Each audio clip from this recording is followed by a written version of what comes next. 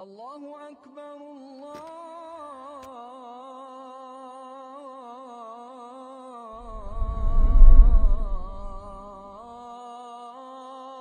أكبر. إن الحمد لله نحمده ونستعينه ونستغفره ونعوذ بالله من شرور أنفسنا ومن سيئات أعمالنا. من يهده الله فلا مضل له ومن يضلله فلا هادي له، وأشهد أن لا إله إلا الله وحده لا شريك له، وأشهد أن محمدًا عبده ورسوله صلى الله عليه وعلى آله وأصحابه. يا أيها الذين آمنوا اتقوا الله حق تقاته ولا تموتن إلا وأنتم مسلمون. يا أيها الذين آمنوا اتقوا الله وقولوا قولا سديدا يصلح لكم أعمالكم ويغفر لكم ذنوبكم، ومن يطع الله ورسوله فقد فاز فوزا عظيما. أما بعد، برشا مقطع خامد ثنا بزن يقتن بار قلغن غلملرنى تربiyelewşi, غلملرنىڭ خوجасы, bizni rizqlandırışı, o'zining cheksiz ne'matlarini bizga beruvchi Alloh taolaga gina loyiqli. Shahodat ketiram, Allohdan boshqa ibodatga loyiqli haq iloh yo'q, ham Muhammad Abdulloh o'g'li aning so'nggi elchisi ham payg'ambari. Har jum'a boshida minbardan imom xatib ushbu oyatni o'qiy. Ya ayyuhallazina amanu ittaqulloha haqqa tuqatihi وَلَا تَمُوتُنَّ إِلَّا وَأَنْتُمْ مُسْلِمُونَ. Bu Qur'on kitobida Al-G'imron surasining 102 oyati. Alloh Rabbimiz shu oyatda aytdi: "Ey iymon keltirganlar, ey Allohga ishonganlar, Allohning g'azabından, aning qo'shqanlarini o'tab, va tiyganlaridan tiyilib saqlanig'iz. Ham bu dunyodan baratik musulmon bo'lgan haldagina ketigiz" deydi. Bu oyatda Allah subhanahu wa ta'ala bizga amr ete, bizga buyura, turmushda baratik musulmon bo'lib yasharga, ham o'lganda musulmon holda o'lirga. Shuluq ma'noda Baqara surasining 132 oyatida Alloh Rabbimiz Ibrohim payg'ambar ham Yaqub payg'ambarlarning o'z bolalarına qoldirgan vasiyatini aytdi. نرسدي ووصى بها إبراهيم بنيه ويعقوب يا بني إن الله اصطفى لكم الدين فلا تموتن إلا وأنتم مسلمون. Bu sözler bilen İbrahim ve Yaqub o'z ullarına vasiyat etib, ey ullarım, dürüstlükte Allah sizge dinini sayladı. Şuna Müslüman bulup qına bu dünyadan ketigiz deydi. Allah Rabbimiz subhanahu wa ta'ala bizge dinini saylab qo'ydi. Maide surasida aytdi: "El-yawma akmaltu lakum dinakum wa atmamtu alaykum ni'mati wa raditu lakumul islam dinan." Bugün men sizga diningizni to'liq qildim, ne'matimni berib bitirdim, ham rizo bo'lib islom dinini sizga sayladim deydi. Demak, ushbu oyatlarda Alloh Rabbimiz bizga aytdi: sizning uchun, adam balasi uchun saylangan, belgilangan din ol islom dini. Ham bu dunyoda kishi baratik musulmon bo'lib yashab, musulmon bo'lib o'lirga tegish deb aytdi.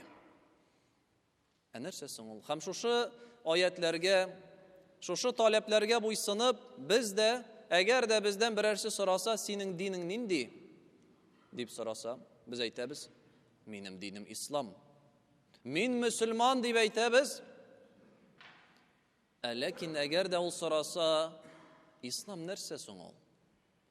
İslam narsa degan so'z so'ngil? Narsani anglata ol? Ham musulmon bo'lu narsani bildira so'ngil deganda bek azgina kishi javob bera oladi. Biz o'zimizni musulmon men deb aytamiz, men islom dinida yashayim deb aytamiz, lekin islom narsa so'ngil? Musulmon kim so'ngil deganda optirab qolamiz. Bek az kishi tugal javob bera oladi. Narsa so'ngil islom? Müslüman kim so'ngil? İslam sözü bizning g'arab tilinden el-islam. Ol aslama degan fi'ldan borliqqa keladi. Һәм аның мәгънәсе буйсыну. Буйсыну. Подчинение. Һәм мөселман ул гарәпчә муслим. Шул ук тамырдан барлыкка килә. Һәм аның мәгънәсе буйсынучы. Подчинившийся, покорившийся дигәнне аңлата. Димәк, ислам дине ул гарәп теленнән безгә ислам буйсыну, ә мөселман ул буйсынучы дигән мәгънәне аңлата. Яхшы, мәгънәсен белдек. Кемгә буйсынусың? Мөселман кеше кемгә буйсына? Буйсына мөселман кеше бу дөньяның хуҗасы. Бу дөньяны бар кылган, бу дөньяны яралткан, барыбызны да шушында китергән, безне шушы кыяфәттә барлыкка китергән идарә итүче. Һәрбер нәрсәгә кодрәтле, бөтен нәрсә аның кодрәтендә, кулында, аның куәтендә. Ул ничек тели, шулай була. Нәрсә теләми, ул булмый. Ул мәңге тере, ул йокламый, арымый. Ул һәрбер нәрсәне ишетә, һәрбер нәрсәне күрә, һәрбер нәрсәне белә. Аллаһка буйсына мөселман кеше. Димәк, ислам дине ул Аллаһка буйсыну дигән сүз. Ләкин буйсыну нәрсәсең ул? Мин мөселман, мин Аллаһка буйсындым дип әйттек тә, ләкин буйсыну дигән мәгънәне без тирән дөресенчә аңлыйбызмы? Без аны тулы рәвештә аңлыйбызмы, белеп бетерәбезме без аны? Мисал өчен, яхшырак аңлар өчен үзебезнең тормыштан бер чагыштыру китерик. Кеше эшкә урнаша. Эшкә бара. Башта бара, сөйләшә. Инде эшкә алучы кеше моны ошата. Әйдә, кил, эшкә алабыз сине. Бу кеше килә, кирәкле документларын китерә дип әйтик. Һәм аңа эшкә урнашканда бирәләр килешү, договор. Бу договорда бөтен әйбер язылган. Аның вазифалары, аның бурычлары, нәрсә ул эшләргә тиеш, нәрсә аннан сорала шушы эштә, шушы должностьта. Бу буларны укыйда, ознакомиться итә, имзасын куя, кулын куя. Һәм шушы кулын кую белән бу кеше үзенең шушы эштә таләп ителгән вазифаларны үтәячәгенә һәм эштә куелган тәртипкә буйсынуына риза булуын белдерә. Имзасын кую белән ул исламга килде. Исламга килде, ягъни гарәп теленнән әйтсәк, буйсынды. Нәрсәгә буйсынды? Шушы эштә куелган кагыйдәләргә. Һәм эшләгәндә ул аларны үти. Хәтта шушы кагыйдәләр, шушы вазифалар аңа ошамаса да, нәфсе теләмәсә дә, мәсәлән, иртәнге 8-дә эштә булырга кирәк. Аның өчен иртәнге 6-да ук торып, әзерләнеп, киенеп, иртәрәк чыгып китәргә кирәк. Иртәрәк чыкмасаң, безнең Вахитов кольцосында пробкага басасың. Аны теләми ул, рәхәтләнеп йоклар иде, йокысын туйдырыр иде, аннары гына эшкә китер иде. Ләкин ул шушы договорда имзасын кую белән ул әйтте, мин буйсынам диде. 8-дә кирәк икән, 8-дә булам. 5-тән дә иртәрәк китәргә ярамый икән, аннан да иртәрәк китмим. Режим куелган, тәртип бар эштә, мин аны үтим, мин аңа буйсынам. Ял көннәре билгеле, эш көннәре билгеле, бәйрәм көннәре билгеле. Кайчан бәйрәм көне әйтелә, шул вакытта бәйрәм итәм, ял итәм, кайчан бәйрәм көне юк, ул вакытта мин эшлим. Һәм шушы кагыйдәләрне, режимны ул боза алмый. Ул аны арттыра да алмый, ул аны киметә дә алмый, кайчан тели, ничек эшли алмый. Чөнки ул кем? Чөнки ул буйсынды. Шушы эштә булган кагыйдәләргә ул буйсынды. Һәм без аны аңлыйбыз, шулай бит. Безнең барыбыз да монда диярлек эшли. Барыбыз да эшкә урнашканда договорга кул куйдык. Һәм без аны үтибез. Һәм без беләбез, мин телимме, теләмимме, миннән сорамыйлар. Сорамыйлар синнән, телисеңме син 8-дә торып эшкә килергә, юкмы? Иртәрәк кайтырга телисеңме, юкмы? Бу көнне эшләргә яйтырга телисеңме? Беркем дә сорамый. Чөнки син буйсынам дип вәгъдә бирдең, имзаңны куйдың. Димәк, менә нәрсә ул буйсыну, җәмәгать. Буйсыну ул синнән таләп ителгән вазифаларны, эшләрне үтәү. Тыйганнардан тыелу, хәтта шушы эш, шушы вазифа сиңа үзеңә ошамаса да, син аны теләмәсәң дә, син аның белән килешмәсәң дә, син буйсынасың. Һәм мөселман кеше, җәмәгать, ла илаха иллаллах Мухаммад Расулуллах дип әйткәч, мин мөселман дип үзем белдергәч, нәрсә эшли? Ул Аллаһ Тәгалә белән килешү төзи. Ул вәгъдә бирә Аллаһ Тәгалә каршында, мин Аллаһка буйсындым дип. Мин Аллаһның кушканнарын үтим, мин аның тыйганнарыннан тыйылам. Ул иңдергән динне ничек ул килде, мин аны шулай тотам. Мин аны киметмим дә, мин аны арттырмыйм да. Хәтта кайбер гамәлләр миңа авыр булса, нәфсем теләмәсә, мин аны барыбер үтим. Чөнки мин Аллаһ Тәгаләгә буйсындым. Яисә кайбер әйберләрне мин телим, нәфсе тели, омтыла, гөнаһка, тыелган әйберләрне нәфсе тели, ләкин мин аңа бармыйм, чөнки мин мөселман, мин Аллаһ Тәгаләгә буйсындым. Аллаһ Тәгалә куйган шикләрдән мин чыкмыйм. Аллаһ Тәгалә билгеләде, диндә бөтен әйберне төгәл итеп куйды. Димәк, мөселман кеше шушы ла илаха иллаллах сүзләрен әйтү белән үзенең Аллаһка буйсынуын белдерә. Һәм Аллаһ Тәгалә безгә моның турында Коръәндә дә әйтә: "Вазкуру ниъматаллаһи алейкум ва мисақаху аллазии вафақахум бих, из култум сами'на ва атa'на. Инналлаха алимун ваттақуллаха инналлаха алимун бизатис судур." Аллаһ Тәгалә әйтә: Аллаһның сезгә биргән ниғмәтен һәм сезнең белән төзелгән килешүне истә тотыгыз ди. Кайчан сез әйттегез?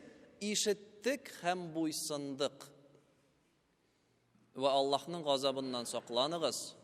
Хакыйкатьтә Аллаһ күңелләрдә булганны белүче дип әйтте. Карагыз нәрсә дип әйтә Аллаһ Тәгалә. Истә тотыгыз ди. Нәрсәне истә тотырга? Төзегән килешүне. Кайчан син әйттең, мин мөселман, ла илаха иллаллах дип әйтәсең, син Аллаһ Тәгалә белән килешү төзисең нәрсәгә? Аның кушканнарын үтәүгә, аның тыйганнарыннан тыюлыга, дин кушканча яшәргә, дин шикләреннән чыкмаска. Һәм Аллаһ Тәгалә әйтә: истә тотыгыз моны ди.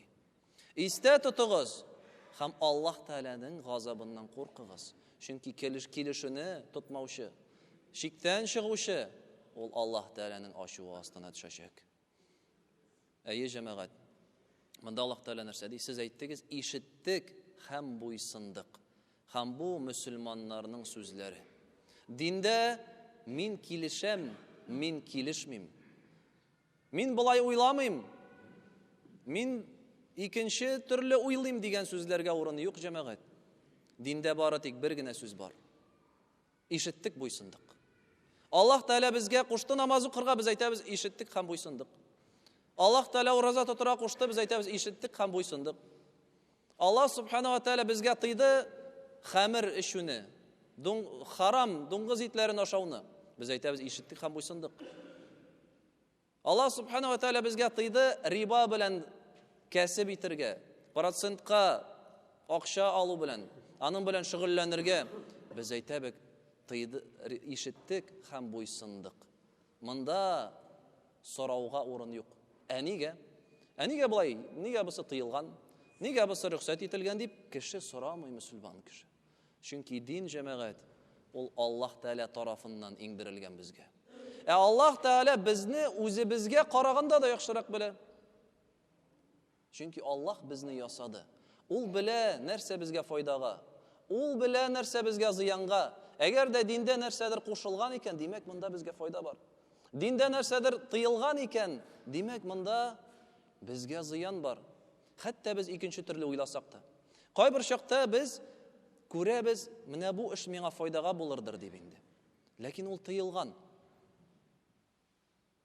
Аллаһ субханаһу ва тааля безгә әйтә: "Аса ан такраху шай'ан ва хува хайрун лакум, ва аса ан тухиббу шай'ан ва хува шаррун лакум." Сез нәрсәнедер яратмаска мөмкинсез. Сезгә ошамаска мөмкин нәрсәдер, ләкин ул сезгә файдага.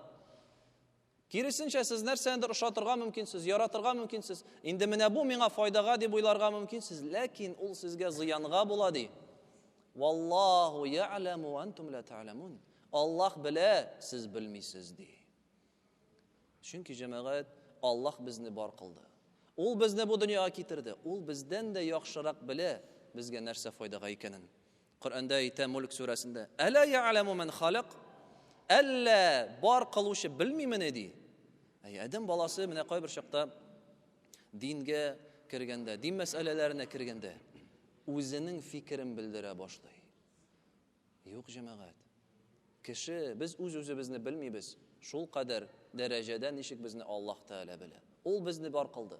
Ул безнең кайчан без бер тамчы идек, шул вакыттан белә безнең ничек ясалганыбызны, безнең төзелешебезне, безнең нәфсебезне, безнең җаныбызны. Нинди зыянлы әйберләр бар, нинди файдалы әйберләр бар. Аны Аллаһ Тәгалә генә белә. Һәм ул шуңа безгә динне иңдерде. Димәк, җәмәгать, мөселман кеше ул Аллаһ Тәгаләгә буйсынучы дигән кеше. Һәм ул мөселман кеше үзенең нәфсен, үзенең теләкләрен, үзенең карашларын читкә куя, әгәр дә алар Аллаһ Тәгаләнең карарларына каршы килсәләр. Аллаһ субханаһу ва тааля билгеләде. Бүтән әйберне аңлатты диндә. Халал әйберләр билгеле, харам әйберләр билгеле. Гыйбадәтләр аңлатылган. Гыйбадәт кылу, гыйбадәт гамәлләренең вакыты, урыны, рәвеше бүтәнсе билгеле. Шулай ук бәйрәм көннәре, бәйрәм итү, ял итү көннәре шулай ук Аллаһ Тәгалә билгеләп куйды. Һәм без бары тик шуңа буйсынабыз гына. Һәм ул хакыйкый мөселманның сыйфаты. Һәм һәрберебез үзебезгә карыйк, җәмәгать. Мин дөреслектә дә үземнең мөселман дигән исемемә туры киләмен микән, юк микән? Мөселман дип йөрим дә һәм дөреслектә мин Аллаһ Тәгаләгә буйсындым микән, юк микән? Яисә мин кайдадыр үзем теләгәнчә эшлим, үзем уйлаганча эшлимме, юкмы? Һәрберебез, җәмәгать, шушы сүзләргә игътибарлы булыйк. Һәм инде Аллаһ субханаһу ва тааля безләрне барыбызны да хак мөселманнар җөмләсеннән кылсайды. أقول قولي هذا واستغفر الله العظيم الجليل لي ولكم ولسائر المسلمين فاستغفروه إنه هو الله أكبر الله